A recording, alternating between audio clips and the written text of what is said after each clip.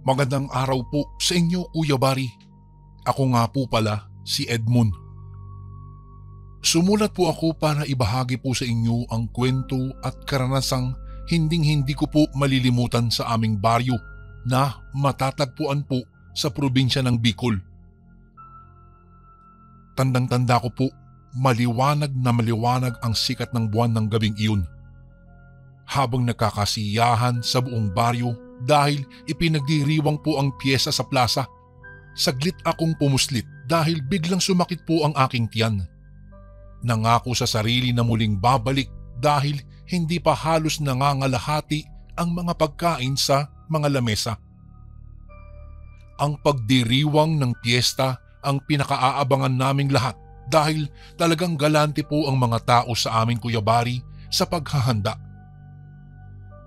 Dinadala namin ito lahat sa plaza at doon minsanang nagsasalo-salo habang pinapanood ang mga palabas. Napakaraming pagkain, lechon, adobo, ginataan at marami pa pong iba. Buong baryo, magdamag na nagkakasayahan at kahit saan ka po lumingon, makikita mo ang mga ngiti sa bawat mukha ng mga tao. Habang lumalalim ang gabi, mas lalo pong dumarami ang tao sa plaza. Ang tugtugan ng banda ay sumasabay sa masasayang hiyawan ng mga tao at ang mga bata na walang tigil sa paglalaro at pagtakbo. Nakita ko sa gitna ng entablado na sumasayaw sa gitna sina kapitan at kapitana, habang ang iba naman po ay humihiyaw at pumapalakpak sa bawat kumpas ng musika. Habang masaya akong nakikihalubilo sa lahat, bigla kong naalala ang isang babala. Matagal na noong sinasabi ito ni Lolo Uping, isang albularyo po at siyang pinakamatandang tao sa baryo namin. Edmond, lagi kang mag-iingat sa mga handaan, lalong-lalo na kapag sumasapit ang bilog na buwan. Ang mga dayo na hindi mo kakilala at hindi lahat ng mukhang tao ay tao. Yan ang sabi niya sa akin sa basag at mabagal na boses. Kuya Bari, aaminin ko po, noong sinabi niya sa akin iyon, natawa lang talaga ako dahil para sa akin yung mga ganoong klase ng babala ay para lamang sa bata. Panakot ito sa kapag sobra na ito sa kakulitan. Pero habang pinagmamasdan ko po ang mga dayo sa pistahan, hindi na maalis sa utak ko ang sinabi sa akin ng matandang albularyo. Parang lahat po ay bigla kong pinagsuspetsahan. Pilit ko na lamang inilalagay sa isipan ko na ulyanin na si Lolo Uping, pero parang namamalikmata ako sa ibang mga tao na nakikita ko. Parang may nagsesenyasan, pero hindi naman ako sigurado dun. Nakiramdam lang ako sa paligid. Tila parang bumigat yung hangin. Nalalaki ang aking ulo, lalong-lalo na nang may makita akong isang pares na nag-uusap sa may medyo madilim na bahagi. Minsan kong nakita na parang kumislap ang mata ng isa sa kanila. Napayuko kaagad ako nang magawi ang tingin nila sa akin. Parang nararamdaman nila na nakatingin ako sa kanila.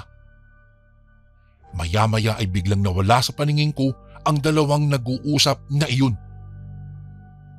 Ilang saglit pa, may mga pumasok ng grupo ng kabataan sa bulwagan sa plaza at nakita kong nakatayo sila sa isang sulok.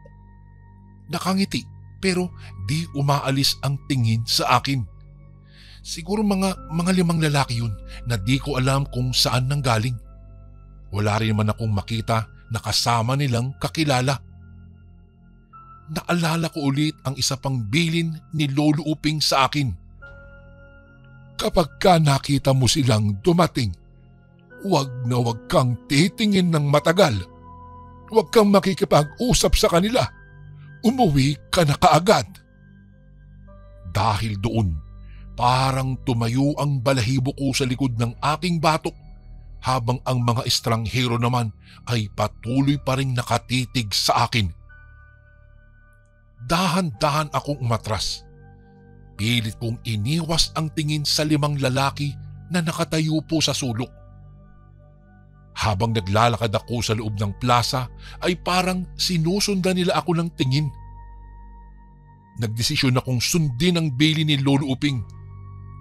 Luminga-linga ako para hanapin ang mga kaibigan ko, pero tila nawala na lahat sila sa gitna ng mga taong nagkakasiyahan.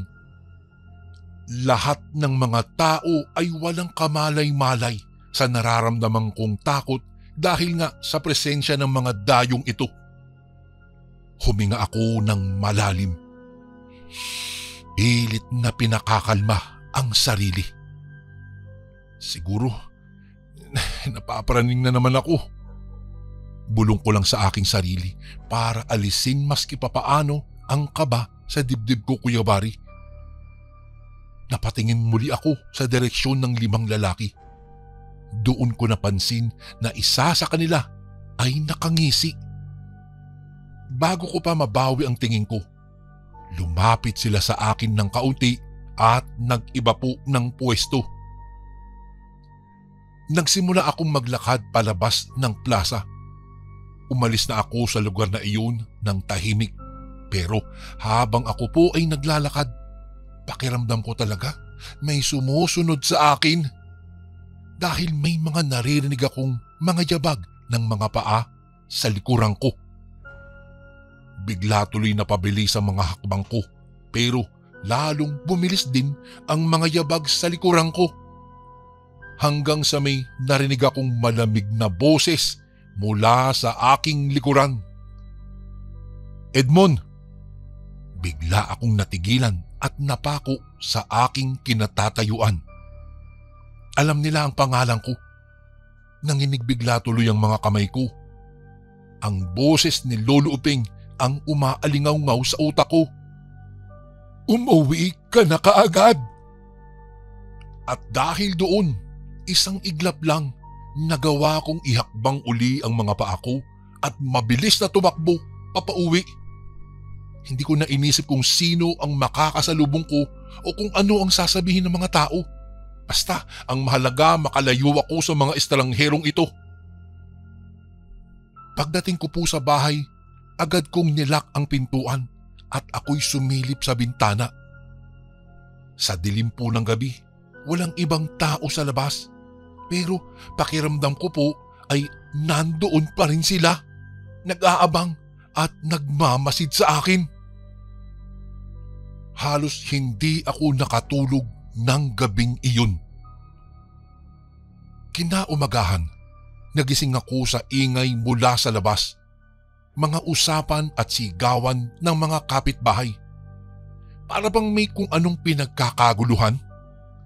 Kaya't dali-dali akong bumangon at sumilip po sa bintana.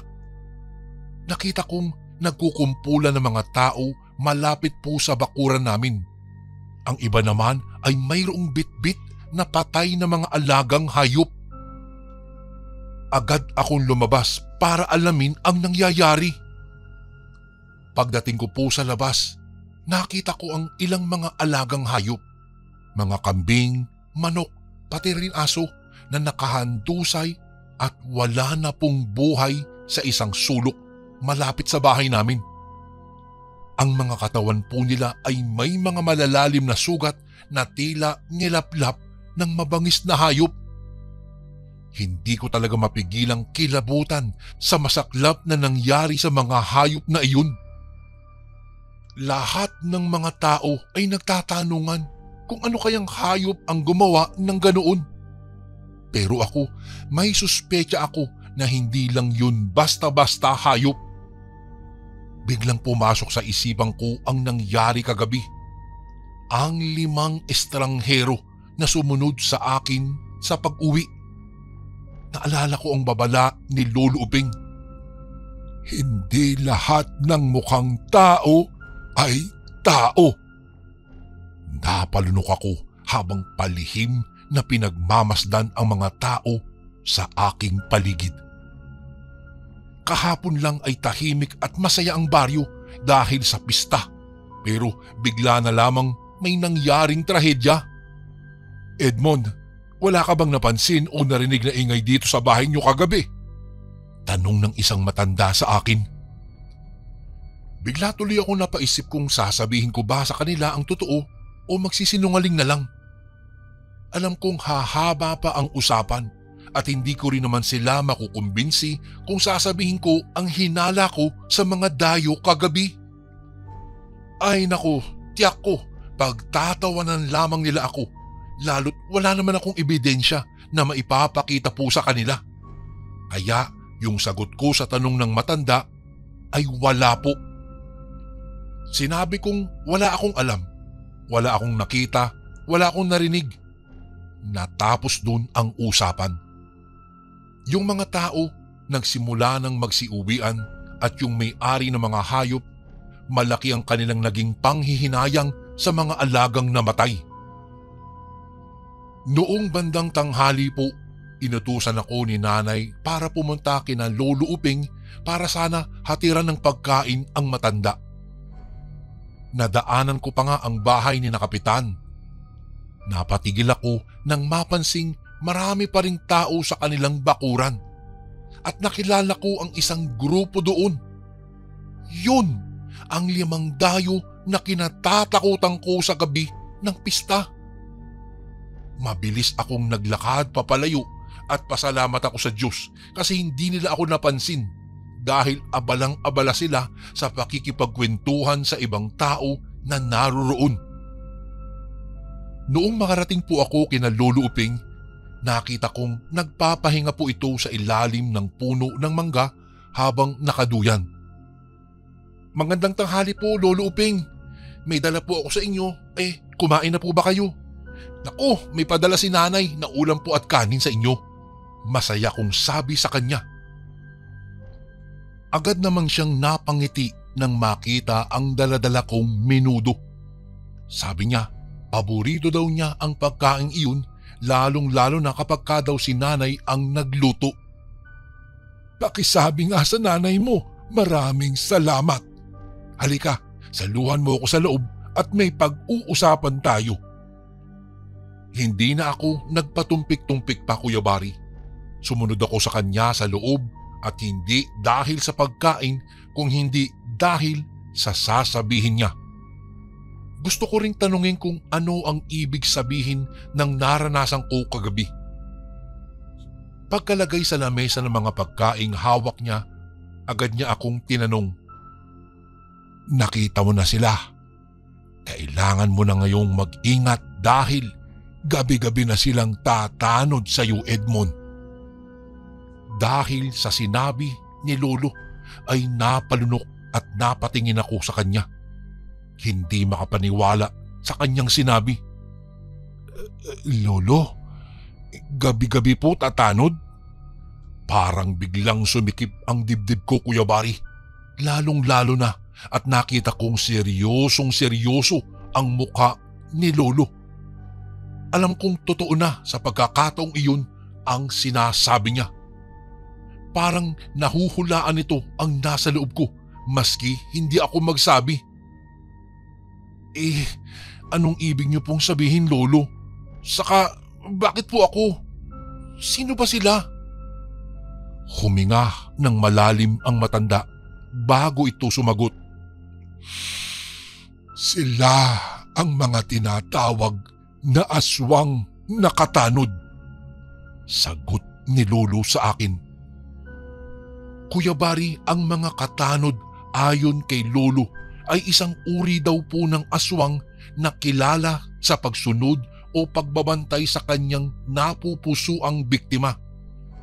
Sila daw ay hindi direktang umaatake o pumapatay kaagad, kung hindi nagmamasid, nagbabantay at unti-unting pinaghihina ang kanyang biktima sa pamamagitan ng takot at pananakot. May isinasagawa silang mga ritual para palakasin ang koneksyon nito sa kanilang balak na biktimahin bago ito tuluyang umatake. Ang kanilang pagbabantay ay ginagawa tuwing gabi, lalong-lalo na kapag bilog na bilog ang buwan. Ayon pa kay Lolo Uping, Ang pakikipagtinginan sa mga ito ay nakapagpapalakas ng kapit sa biktima, kaya't mahalagang iwasan ang direktang pagtingin o pagtugon sa kanila. Ay, naku po, kung ganun po ako talaga ang napili nilang tanuran, Lolo. Ano pong gagawin ko para maiwasan ko po sila? Para hindi po nila ako magalaw? Nanginginig na tanong ko kay Lolo Uping. Muling huminga ng malalim si Lolo at inilabas mula sa kanyang bulsa ang isang maliit na pulseras na gawa sa matibay na hibla ng kawayan at pinalilibutan ng mga misteryosong mga buto. Ito, iho. Isuot mo. Isuot mo tuwing gabi at wag na wag mong aalisin sa katawan mo. Wag ka na rin lumabas tuwing gabi, ha? Sabi niya sabay abot sa akin ng pulseras. Tinanggap ko naman ang pulseras, Kuya Bari, dahil parang di ko maatim na gabi-gabing may tatanod sa akin. Kinagabihan, hindi talaga ako mapakali habang nakaupo sa gilid ng aking kama. Hawak-hawak ko po ang pulseras na ibinigay ni Lolo. Isinuot ko po iyon at nang madikit sa aking pulso, bigla akong nakaramdam ng init na bumalot sa aking katawan. Habang lumalalim ang gabi at wala nang ibang tunog kundi ang mga kahul na lamang ng mga aso sa malayo at ang huni ng mga kuliglig, pilit kong pinapakalma ang aking sarili. Humiga ako sa aking kama at sinubukang matulog. Pero di pa man po nagtatagal, Kuya Bari, ay nakarinig ako ng mahihinang yabag mula sa labas ng bahay. Dahan-dahan akong lumapit sa bintana at doon ay sumilip. Ingat na makagawa ng anumang ingay. Sa madilim na kalsada, nakakita ako ng mga aninong mabibilis ang pagkilos. Napansin ang ilang mga pares ng mga mata na tila kumikislap sa dilim. Nakakaramdam na ako ng matinding kaba ng mga sandaling iyon. Totoong-totoo ang sinasabi ni Lolo Uping. Binabantayan na nga ako ng mga aswang na iyon. Mabilis akong lumayo sa bintana habang pasimpleng hinahaplos ang pulseras at taimtim na nagdarasal. Nakarinig ako ng mahihinang mga bulong na tila tumatago sa dingding ng bahay namin. Para bang may tumatawag sa akin at pinipilit akong lumabas. Pero hindi ako tinatablaan ng kanilang orasyon o inkantasyon. Pumikit na lang ako ng mariin at paulit-ulit na iniisip ang dilin sa akin ni Lolo. Wag na wag kang lalabas. Makalipas ang ilang sandali, narinig kong tumigil sila sa kanilang paglalakad at tuluyan na ring naglaho ang mga bulong. Sa gabing iyon, nanatili akong gising magdamag. Gising na gising at nagbabantay din. Kinaumagahan, paglabas ko po ng bahay, ay agad akong nakaamoy ng malansa at mabahong amoy ng parang dugo. Nagulat ako nang makita ang mga hayop na patay doon na mismo nakalagak sa bakuran namin. Ang kanilang mga bangkay ay nakitaan ko po ng bakas ng matatalas ng ngipin at kuko. Halos punit-punit po ang kanilang laman. Agad na napuno ang bakuran namin ng mga tao at agad silang nag-uusap-usap. Nagtataka kung bakit nauulit ang ganoong senaryo at doon mismo sa bakuran na namin nangyari. Dahil sa mga bakas na nakita ay may ilang matatanda na napaantanda ng krus at sinabing mga aswang ang may kagagawan ng bagay na iyon. Madami naman ang sumang-ayon sa sinabi nila at naniniwala na talagang ang aswang ang pumatay sa mga hayop na iyon. Sumunod na tanong nila ay kung sino naman ang nagbabalat kayong tao sa baryo at naghahasik ng lagim tuwing sumasapit ang gabi. Mas lalong nakahihindik ang ginagawang pagpatay at mas lalong nagiging brutal. Habang nag-uusap ang mga tao sa bakuran namin, Kuya Bari, ramdam na ramdam ko ang tumitinding takot at galit sa kanilang mga boses. Isa-isa silang naglabas ng kanilang mga haka-haka. Tinuturo kung sino sa baryo ang maaaring nagbabalat kayong tao at nagpapanggap lamang na normal pero halimaw pala sa gabi.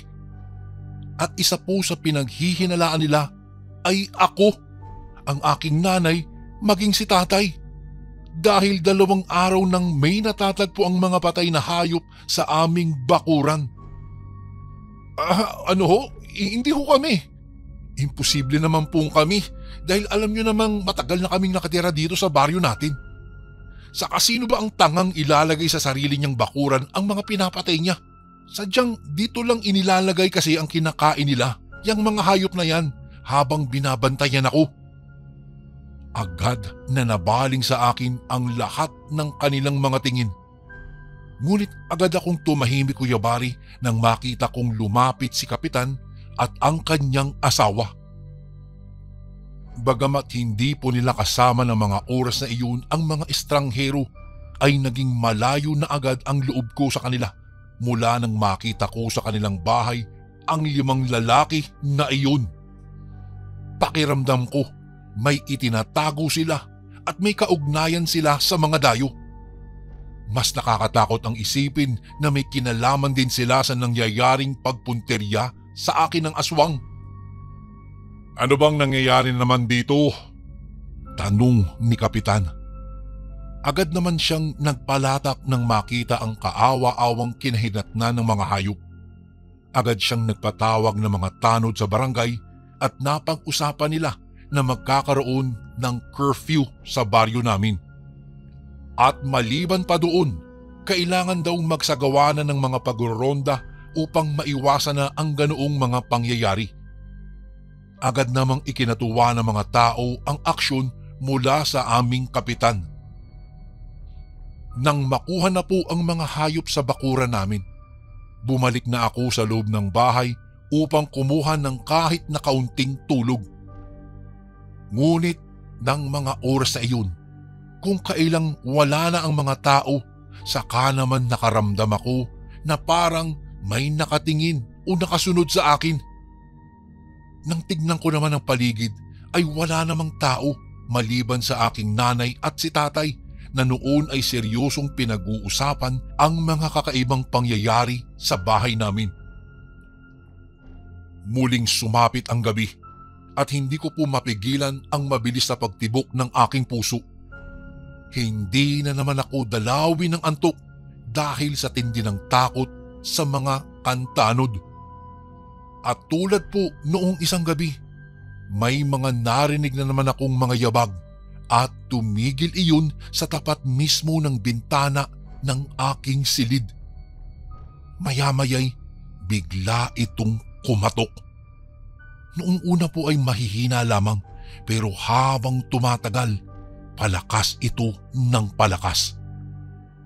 Nakiramdam ako kung magigising ba sa ingay na iyon ng aking mga magulang, ngunit walang umiimik mula sa kabilang kwarto.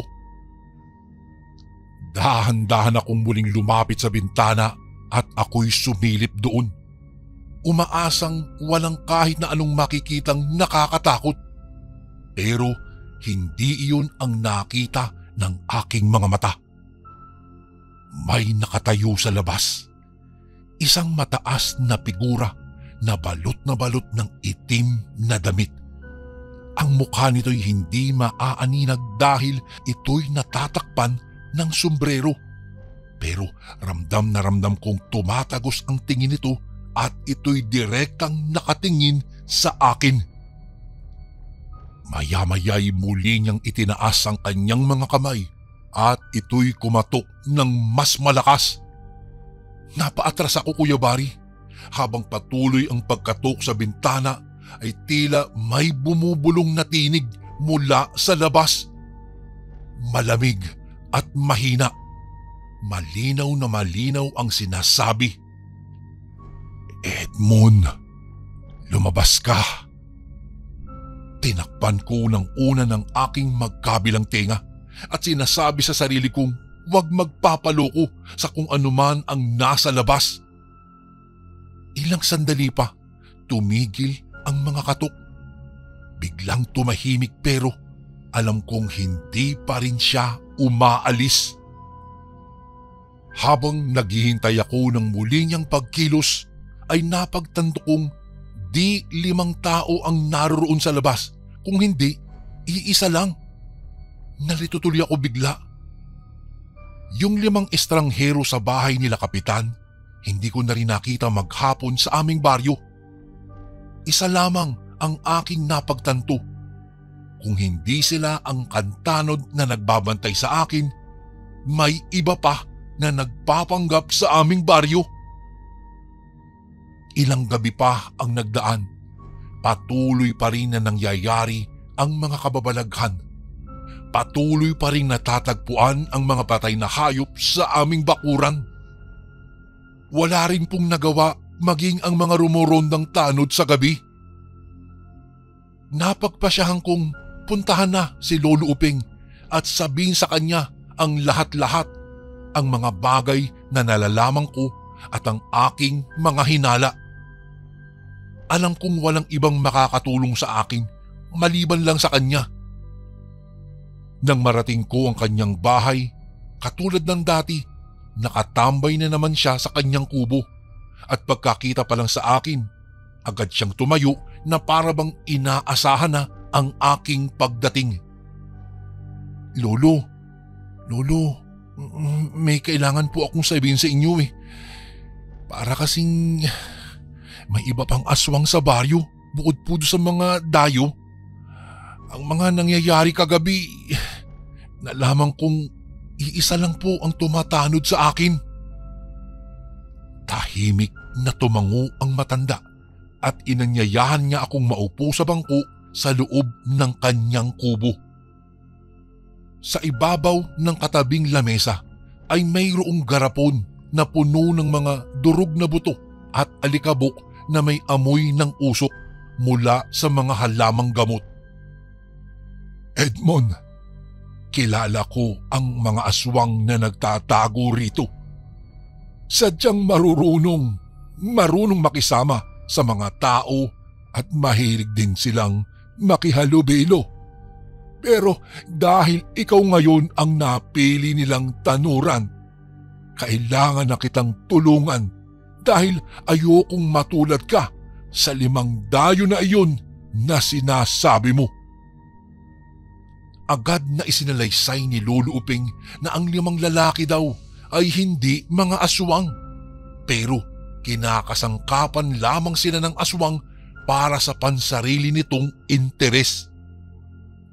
Napapasunod daw niya ang mga ito anuman ang kanyang ipagawa at kabilang na dito ang panghuhuli o pagnanakaw ng mga hayop sa baryo.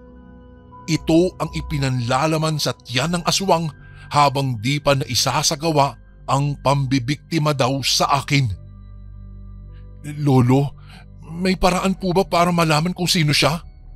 Nanginginig na tanong ko sa kanya. Mamayang gabi, lumabas ka at dalhin mo ang garapong ito na nasa ibabaw ng lamesa. Tinanong ko siya kung para saan iyon. At gano'n na lamang ang pagkabigla ko, Kuya Bari, nang sabihin niya sa akin na makikilala ko na sa gabing iyon kung sino ang totoong aswang na kantanod at kung ano ang talagang sadya nito sa akin. Nang matapos kaming kumain, nagpasya na akong pumunta sana sa aking silid. Pero biglang nagkaroon ng emergency sa bahay. Bigla po kasing sinumpong ng kanyang sakit sa hika ang aking nanay. Agad naman akong inutusan ni tatay na tumawag ng tulong kina Kapitan para makapaghanda ng masasakyan papuntang ospital. Nahihirapan na kasing huminga si nanay, kaya nagdesisyon na po si tatay noon na dalhin siya sa ospital para sa agarang panggagamot. At tubili pa nga ako nung una na lumabas dahil nga sa banta ng kantanod, pero wala na akong mapagpipilian. Sinigurado ko na lamang na suot-suot ko sa kamay ko ang aking pulseras at nasa bulsa ang garapon na ibinigay sa akin ni Lolo Uting. Pagdating ko po sa bahay nila Kapitan, agad na sana akong tatawag, pero natigilan ako nang makarinig ng malalakas na tinig. Rinig na rinig ko, boses iyon ni Kapitan at ang kanyang asawa na parang nag-aaway. Maya-maya ay napansin ko ang asawa niyang si Aling Luning na lumabas sa kanilang bahay. Agad naman akong kumatok sa bahay nila. Nang pagbuksan niyo ni Kapitan, agad kong sinabi ang aking pakay. Agad niyang tinawag ang kapitbahay niyang driver ng ambulansyang pangbaryo at sinabi na ihatid nga sa ospital ang aking nanay. Nauna na akong maglakad habang inaayos ng tao ang kanyang sasakyan. Habang naglalakad ako, muli kong nakita si Aling Luning na gumawi sa bandang gubat. Maya-maya, bigla siyang tumigil sa harapan ng isang puno. Nakita kong may sinasambit siya. Dahil doon ay napatago ako. Nakita ko mula sa likuran ng puno ay may sumulpot na isang malaking itim na aso. Hindi po pangkaraniwan ang laki nito at tila ba may matatalim na ngipin na nakalitaw sa kanyang bibig. Tapos may isa pang aso ang lumitaw. Mas malaki ito kaysa sa nauna. At habang naglalakad siya papunta sa dulong bahagi ng kakahuyan, nadagdagan pa ang bilang ng mga aso hanggang sa ito ay naging 5 na. Noong makumpleto na sila, tumigil ang sinusundan ko. Bigla siyang tila nangisay at nagbabanat-banat ng kanyang buto.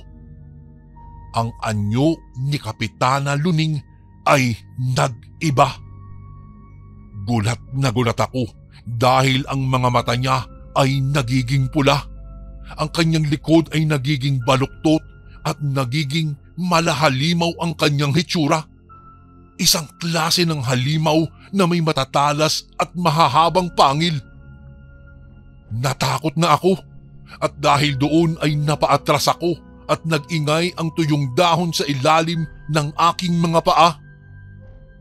Biglang lumingon ang aswang sa kinaroroonan ko at naramdaman ko ang tila pagbagal ng oras. Ngunit bago pa man sila makalapit sa akin, nakarinig ako ng malalakas na hiyaw. Sa aking paglingon, mga kalalakihang may daladalang sulo at mga itak. Nakahinga na ako ng maluwag, lalong-lalo na at nakita na nila ang mga totoong aswang sa aming baryo.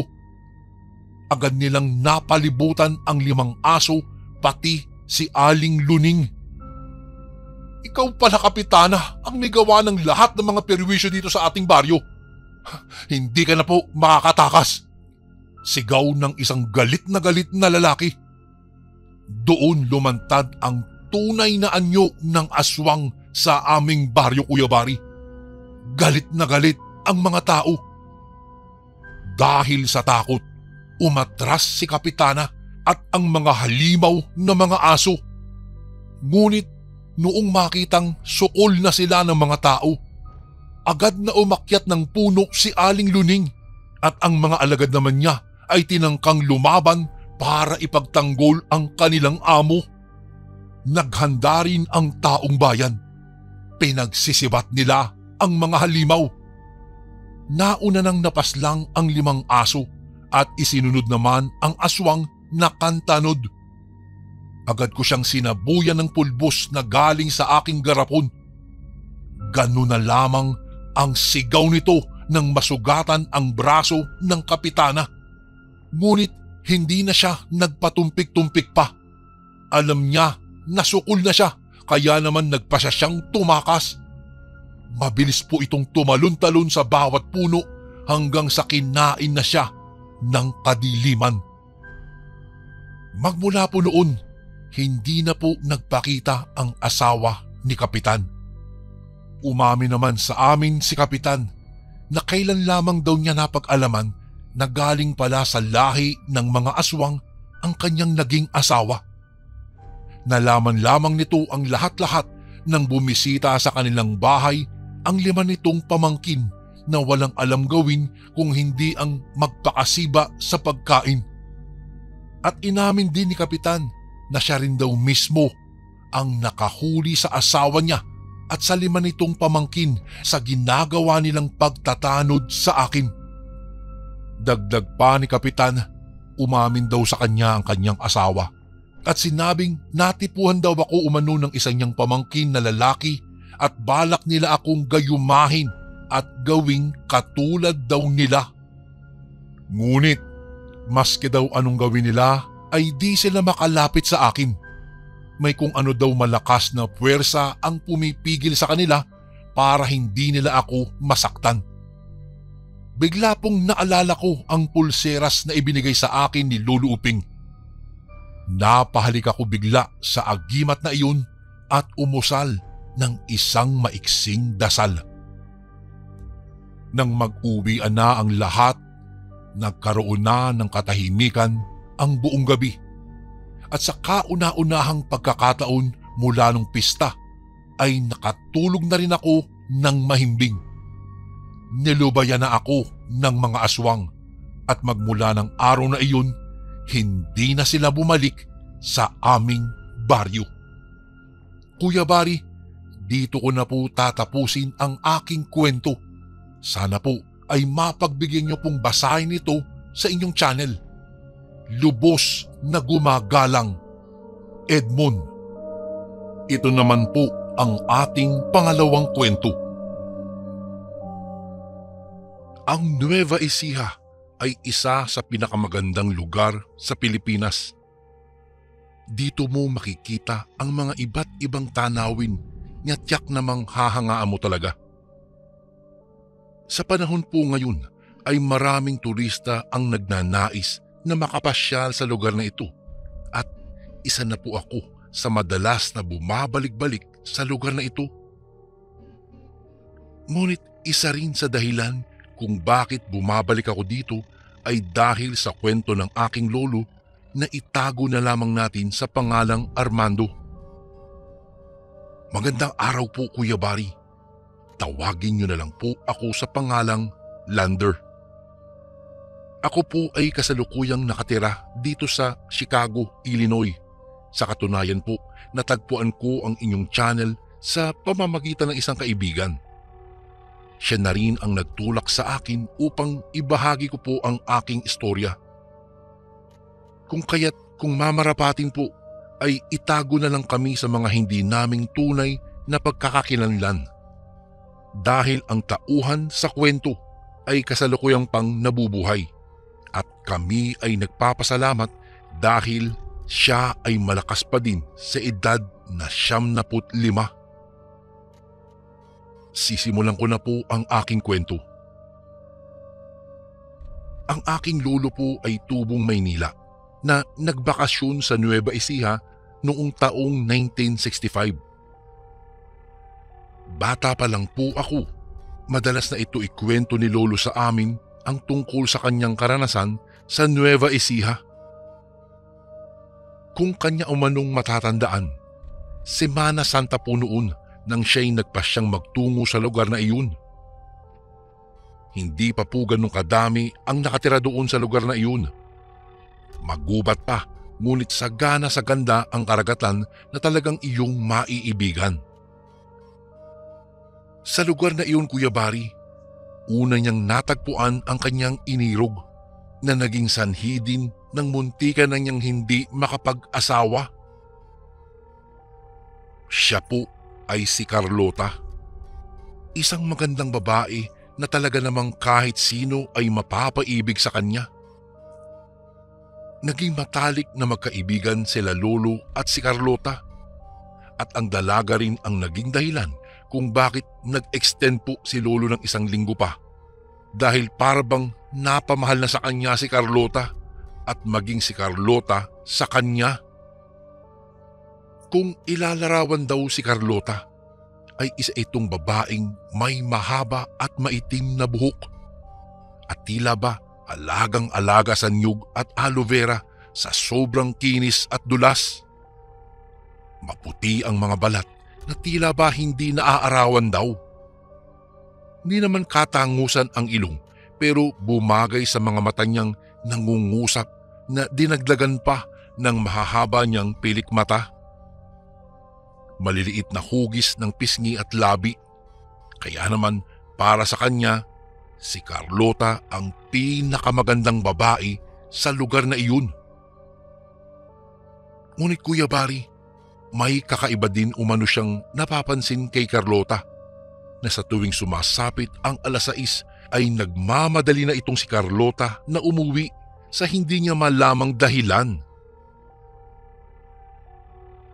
Noong una, inintindi niya umano dahil sa panahon noon, mahigpit pa ang mga magulang lalo na sa mga anak nilang mga babae. Ngunit simula nang silang naging magkaibigan, ganun na parati ang ginagawa ni Carlota. Kaya naman isang gabi, hindi matiis ng aking lolo na hindi tanungin kung ano ang dahilan at bakit lagi na lamang siya nagmamadali sa pag-uwi. Ngunit walang sagot siyang nakuha mula kay Carlota. Isang araw, muli silang namasyal. At katulad ng dati, nagmamadali na namang umuwi si Carlota. Pinigilan siya ni Lolo, ngunit ayaw na papigil ng dalaga. Sa tindi ng kuryosidad ng aking lolo, nagpasya siyang sundan ang dalaga para malaman ang totoong dahilan kung bakit ito palaging nagmamadali. At sa puntong iyon lang din niya napagtanto na sa tagal nilang magkaibigan ni Carlota ay hindi niya alam kung saan ito nakatira. Sa isang masukal na kagubatan siya dinala ng kanyang mga paa, kakasunod sa dalaga.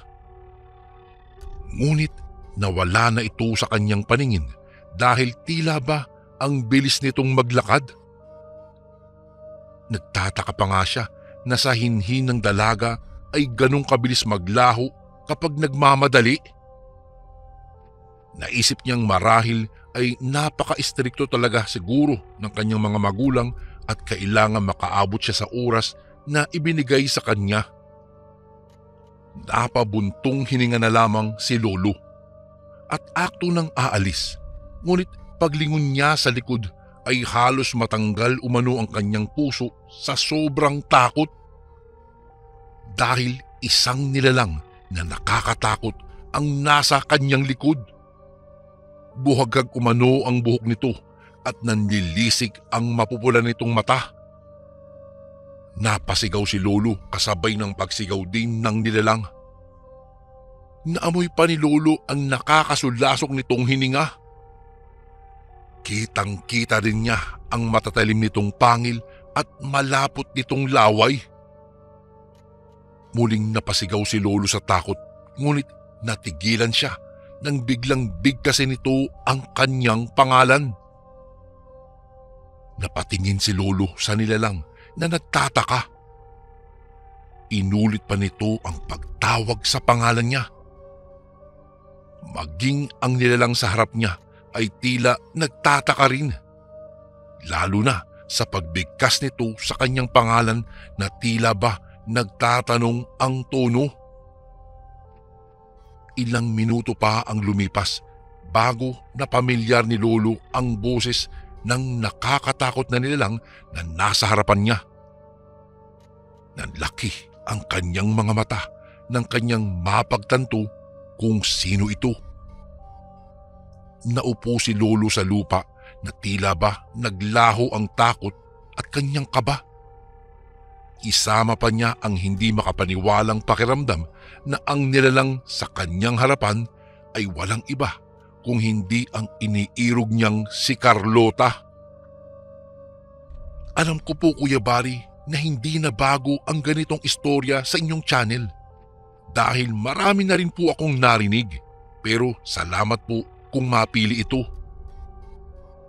At ayun nga po, Kuya Bari, hindi makapaniwala ang aking abuelo sa kanyang nakita. Maging si Carlota sa kanya. Hindi nito lubos akalain na susundan siya ni Lolo at makikita sila sa ganoong sitwasyon. Nabitawan ni Carlota ang biik na kanyang ninakaw. Halos masuka naman si Lolo sa nakitang patay na katawan ng kaawa-awang biik. Tinanong siya ng dalaga kung ano ang ginagawa niya sa masukal na kagubatang iyon. Masyadong mapanganib umano para kay Lolo ang bahaging ito ng gubat dahil ito umano ang tagpuan ng mga mababangis na aswang. Bago ko po ipagpatuloy ang kwentong ito ay may request sana ako sa iyo, kasundo. Isang pindot lang ito, kasundo, sa subscribe button namin. Malaking tulong po ito sa amin, kasundo, upang mapagpatuloy pa namin ang mas marami pang magagandang kwento. Salamat sa pag-subscribe mo, bagong kasundo.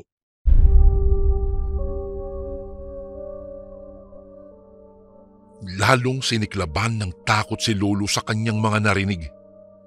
Hindi niya lubos akalain na sa sobrang kuryosidad ay dadalhin niya sa kapahamakan ang kanyang sarili. Alulong ng mga aso ang tila naririnig ni Lolo. Nagsimula ng kabahan si Carlota sa anyong aswang nito. Anya, naririto na sila, bagay na ikinalito ni Lolo. Nanlaki ang kanyang mga mata nang ibinulong ni Carlota sa kanya ang salitang narito na ang mga aswang na kumakain ng tao. Gusto na sanang manakbo ni Lolo, ngunit maagap siyang hinawakan ng mahigpit ni Carlota. Napatingin pa nga siya sa mga kamay ng dalaga na may dugo ng biik at halos bumaon sa balat niya ang mga kuko nito. May dali-daling nilabas si Carlota mula sa kanyang damit. Tila ba isang langis. Agad niya itong ipinahid kay Lolo, bagay na ipinagtaka niya. Ipinahid sa kanyang katawan ang langis. Nagkulay itim ang buong katawan ni Lolo, bagay na kanyang ikinatakot. Sabi ni Carlota, mawawala din daw iyon kapag siya'y naligo. Wala naman daw epekto ito sa tao. Kaya lamang niya ipinahid kay Lolo iyon ay dahil para hindi maamoy ng mga aswang ang kanyang halimuyak bilang isang tao. Pinahiran din ni Carlota ng dugo ang buong mukha at katawan ni Lolo.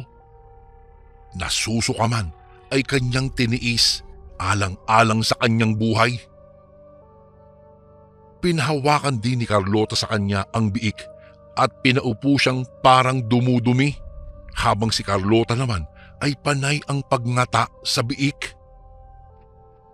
Sinabihan niya si Lolo na yumuko at kunwaring kumakain. Sinunod naman ni Lolo ang sinabi ng dalaga hanggang sa halos humiwalay ang kanyang katawan sa kanyang kaluluwa nang makita ang grupo ng mga aswang na mas pangit pa sa anyo ni Carlota. Nagsisisinghot pa sila sa hangin na tila may hinahanap. Napaangat naman ang tingin si Carlota sa kanila at maging ako. Natatakot man, Kuya Bari, ay hindi ako nagpahalata. Tinanong nila si Carlota kung may nakita siyang tao na pagala-gala dahil ayon sa kanila ay naamoy nila ito. Ani pa kay Carlota, wala umano silang nakita ng kanyang asawa at kararating lang nila dala ang biik.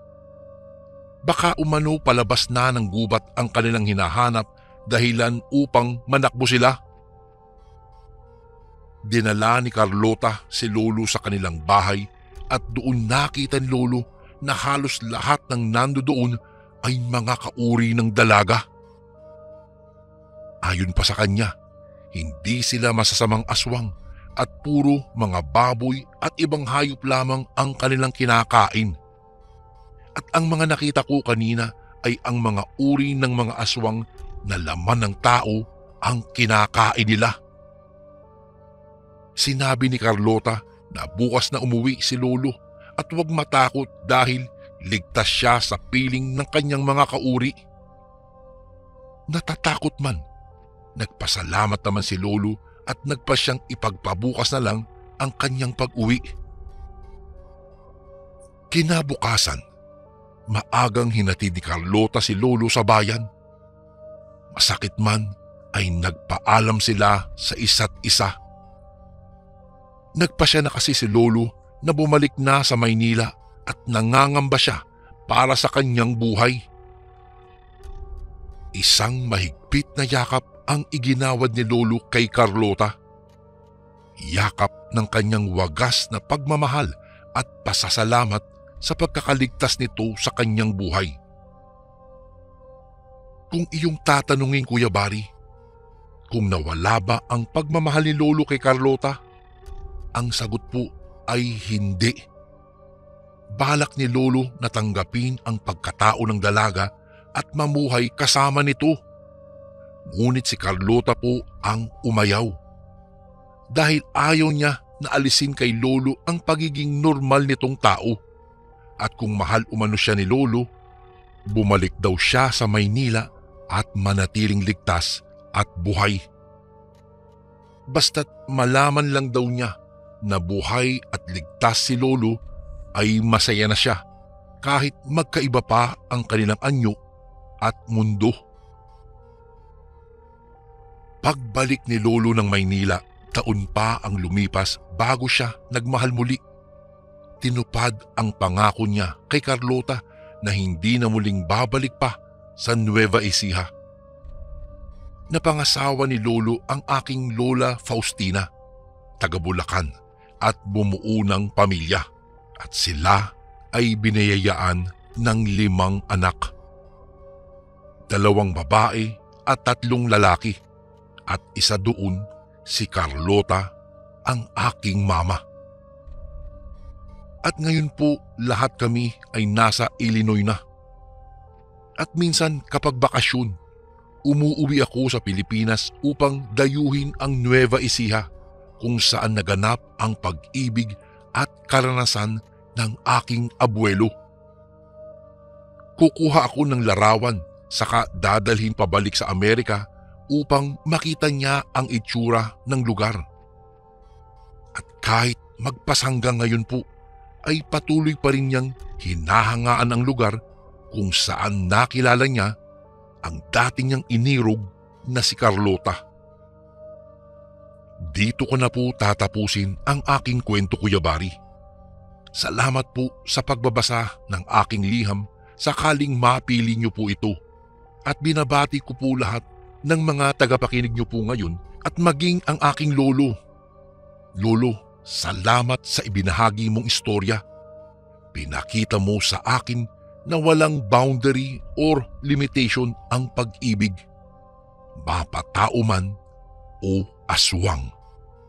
Salamat po muli, Kuya Bari, at more power po sa inyong channel. Lubos na gumagalang, Lander. At ito naman po ang ating pangatlong kwento. Magandang araw po sa iyo, Kuya Bari. Nais ko lang pong magbahagi sa inyo ng aking kwento. Itago niyo na lang po ako sa pangalang Andres. Ang kwentong ito ay isanalaysay sa akin ng aking lolo Bene. Karanasan niya po ito sa kanyang tiyuhing albularyo. Bata pa lamang po ang aking lolo noong mangyari ito. Narding, iyon po ang pangalan ng tiyuhin ni Lolo Bene. Ayon sa kanya, sa lahat ng mga kapatid ng kanyang ama ay ang tiyo Narding lamang nito ang nagmana sa pagiging manggagamot ng kanilang ina. Nang mamatay ang ina ng kanyang ama at tiyo Narding ay ang tiyuhin na nito ang nagpatuloy ng pagiging albularyo sa kanilang lugar. Sabi pa ni Lolo Bene sa kanyang kwento sa akin, marami na raw ang napagaling ng kanyang tiyo Narding. Magaling kasi ito sa kanyang panggagamot, kung kaya halos lahat ng mga tao sa kanilang lugar ay sa kanya nagpapagamot ng kanilang mga karamdaman at hindi mapagkakailang gumagaling din naman ang mga ito. Maging ang mga tao sa karatig baryo nila o kaya ay sa ibang probinsya ay dumadayo pa sa bahay ng tiyuhin nito. Masaya naman ang kanyang tiyo Narding, lalo na at nakakatulong ito sa mga tao. Hindi naman ito humihingi ng kahit na anumang kapalit. Subalit, minsan ay nagpupumilit ang kanyang mga ginagamot na kunin ang mga ibinibigay ng mga ito sa kanya at wala na siyang nagagawa pa kung hindi tanggapin na lamang ang mga iyon. Ipinagpapasalamat na lamang niya ang kanyang mga natatanggap sa may kapal. Nang mga panahong ding iyon, may asawa na ang kanyang tiyo Narding, ngunit wala pa silang anak. Hindi rin alam ng kanyang tiyuhin na buntis ang asawa niya noon. Hindi rin naman tumutol ang asawa nito sa kanyang panggagamot dahil bago pa man sila magkakilala ay isang albularyo na ang kanyang tiyuhin. Dahil doon, bagkus napigilan ang asawa ay nagiging katulong pa siya nito minsan, lalong-lalo na kung kailangan ng tiyo Narding nito ng tulong. Hanggang sa isang beses noon, hindi inaasahan ng kanyang tiyo Narding ang pagpunta ng mag-asawa sa kanilang bahay. Hindi niya kakilala ang mga iyon dahil dumayo lamang ang mag-asawa sa lugar nila. May nakapagsabi kasi sa mga ito ng tungkol sa panggagamot ng kanyang tiyuhin.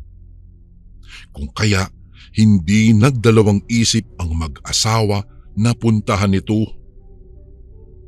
Ayon pa kay Lolo Bene, nakiusap daw ang mag-asawa sa kanyang tiyuhin na pumunta sa bahay ng mga ito upang gamutin ang kanilang nag-iisang anak. Hindi raw kasi maganda ang lagay nito at hindi nila alam kung ano ang nangyari sa bata. Ayon kasi sa mag-asawa, bigla na lang kasing nanghina ang katawan ng 5 taong gulang nilang anak sa hindi nila malamang dahilan. Ipinatingin nila sa doktor, ngunit wala namang nakitang sakit sa bata at normal ang lahat ng ginawang laboratory test nito. Wala na silang naisip na iba pang paraan kung hindi ang ipagamot na lamang ito sa albularyo at iyon na nga ang pinunta nila sa bahay ng kanilang tiyo Narding. Noong una, nagdadalawang isip pa sana ang kanyang tiyo Narding, ngunit nang umiyak na ang mag-asawa sa harapan nito ay wala na itong nagawa pa kung hindi ang pumayag dahil naaawa rin siya sa mga ito. Sinabi rin ng mga ito na handa silang magbayad ng malaking halaga basta't gumaling lamang ang kanilang anak. Napailing naman ang kanyang tiyo Narding at may sinabi sa mag-asawa, "Hindi ko ho kailangan ng malaking bayad sa aking panggagamot sa anak nyo. Sapat na sa akin ang pasasalamat nyo kung sakaling magtagumpay ang panggagamot ko sa anak nyo." Wika pa raw ng kanyang tiyo Narding sa harapan ng mag-asawa. Tumango naman ang mga ito bilang tugon at hinintay ang lalaki at dumiretso sa bahay ng mga ito. Nang makarating ang kanyang tiyo Narding sa bahay ng mag-asawa ay nakaramdam kaagad ito ng kakaiba.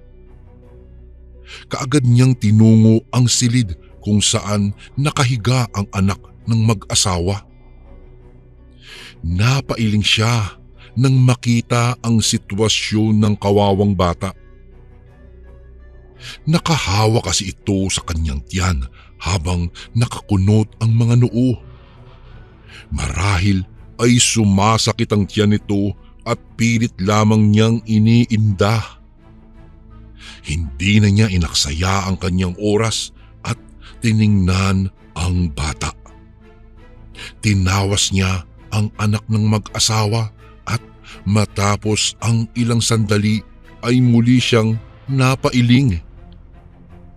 Ipinagtaka naman iyon ng mag-asawa kung kaya tinanong nila ang kanyang tiyo Narding. "Ano po iyon, Mang Narding? Ayos na po bang anak namin?"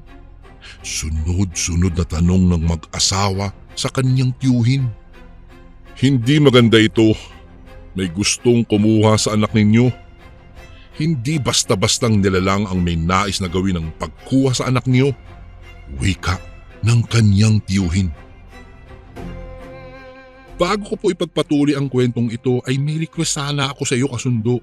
Isang pindot lang ito, kasundo, sa subscribe button namin.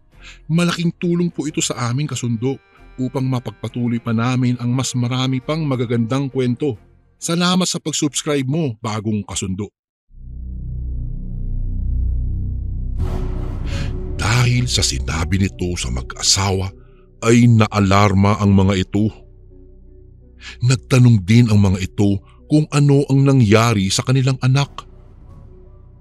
Nang sabihin naman ng kanyang tiyo Narding ang nangyari sa bata, ay laking gulat ng mag-asawa sa kanilang narinig. "Aswang, iyon ang gustong kumuha sa anak ninyo." Nagkatinginan pa nga ang mag-asawa dahil doon. Hindi sinabi sa akin ni Lolo Bene kung papaano o ano ang ginawa ng kanyang tiyo Narding para masabing aswang ang may gawa noon. Ngunit nang gabing iyon ay sa bahay ng mag-asawa natulog ang kanyang tiyuhin. Sabi kasi nito, nang gabing iyon ay malamang nadadalawing ng aswang ang bata dahil napakahina na ng katawan nito.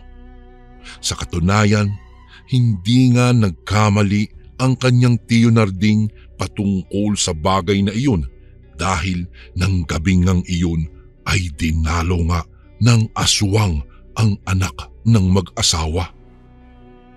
Mga bandang 8:00 ng gabi raw, lumabas ng bahay ng mag-asawa ang kanyang tiyo Narding upang umihi. Nang nasa labas na raw siya, hindi niya mapigilan ang paninindig ng kanyang balahibo. Nagpalinga-linga pa siya sa kanyang paligid dahil ramdam niya na may nakatingin sa kanya. Nang matapos siya sa kanyang pag-ihi at saktong paglingon nito upang sana ay maglalakad na papasok sa bahay ng mag-asawa, ay nagulat siya sa kanyang nakita. Isang itim at malaking baboy ramo ang nakangisi at matalim na nakatitig sa kanya. Dahil doon, inihanda ng kanyang tiyo Narding ang kanyang sarili. Nang mga panahong iyon, tanging ang maliit na punyal na nakasabit sa kanyang tagiliran lamang ang kanyang magagamit bilang armas kung sakaling atakihin siya ng nilalang. Dahan-dahan sa kanyang pagkilos ang lalaki habang hindi naman umaalis sa kanyang pwesto ang nilalang. Ilang sandali pa, tumayo ang nilalang gamit ang dalawang paa lamang niya na animoy tulad lang din ng tao. Walang ano-ano ay mabilis ang naging kilos nito na ikinagulat naman ng kanyang tiyo Narding. Hindi nito nasundan ang naging kilos ng nilalang at nagulat na lamang siya nang maramdaman niyang nasa likuran na niya ang nilalang at may hapdi hindi na siyang nararamdaman sa kanyang liig. Nang mapalingon siya ay mabilis ding nawala ang nilalang at bigla na rin ding napunta sa kanyang harapan. Nakangisi pa rin ito habang nakatingin sa kanya. Napahawak naman ang kanyang tiyo Narding sa kanyang liig at may nararamdaman siyang basa roon. Dumugo ang sugat sa liig nito na likha ng nilalang. Hindi inaasahan ng kanyang tiyo Narding ang mga sumunod na nangyari. Unti-unti kasing nagpalit ng anyo ang nilalang. Mula sa pagiging baboy ramo ay naging tao ito na mayroong maitim na balat at puno ng balahibo sa katawan. Namulagat ang mga mata at may mahaba at buhaghag na buhok. Napahalakhak din iyon habang nanlilisik ang mga matang nakatingin sa kanya. Pakialamero ka, manggagamot. Kung inaakala mong mapipigilan mo ko sa pagkuha sa batang iyon, nagkakamali ka. Garalgal na wika ng aswang. Napangisi naman ang kanyang tiyo Narding dahilan para mainis ang nilalang at atakihin siya nito. Umusal naman daw ng dasal ang lalaki at saktong pagmulat nito ng kanyang mga mata ay nasa harapan na niya ang nilalang. Walang ano-ano. Gamit ang punyal ay itinarak niya iyon sa tiyan ng nilalang dahilan para mapaluhod ito. Pinagsabihan pa niya itong huwag siyang maliitin dahil kaya niyang gamutin ang bata. Nagdadalawang isip pa noon ng kanyang tiyo Narding, ngunit nang magsalita ang nilalang na hindi na niya itutuloy ang pagkuha sa bata at gagaling na ito kinabukasan, ay nagpasya itong pakawalan ang aswang. Binantaan na lamang niya itong siguraduhin ng nilalang na gagawin niya ang sinabi nito at huwag nang babalik pa dahil kung hindi ay hahanap ng paraan ang kanyang tiyo Narding na tuntunin nito at tutuluyan. Alam niya kasing malalim ang naging sugat ng nilalang at maaari itong mamatay dahil sa ginawa nito. Pumasok na siya sa bahay ng mag-asawa at sinabi nito ang nangyari. Kinaumagahan nga noon, nagulat ang mag-asawa dahil bumangon ang kanilang anak na tila walang nangyari sa kanya. Laking pasasalamat naman ng mag-asawa sa kanyang tiyo Narding at binayaran nila ito, ngunit tinanggihan naman ng kanyang tiyuhin. Hindi na rin alam ng tiyo Narding na kung ano ang nangyari sa aswang na nilabanan nito ng gabing iyon, ngunit ang mahalaga sa kanya ay tinupad nito ang ipinangako niyang papagalingin ang bata at hindi na muling babalik pa. Magmula noon, hindi na pinaranasan pa ng aswang ang mag-anak. Hanggang dito na lang po ang aking kwento, Kuya Bari. Maraming salamat po at more power po sa inyong channel. Paki-shoutout nga po ang De La Vega family. Gumagalang, Andres. And again, maraming salamat po mga kasundo. Don't forget to subscribe and i-click nyo lang po yung bell na button para updated po kayo sa mga upcoming videos namin na paparating. Maraming salamat po ulit. God bless and ingat po lagi dyan. Ito po si Kuya Bari at ako ang Sundo.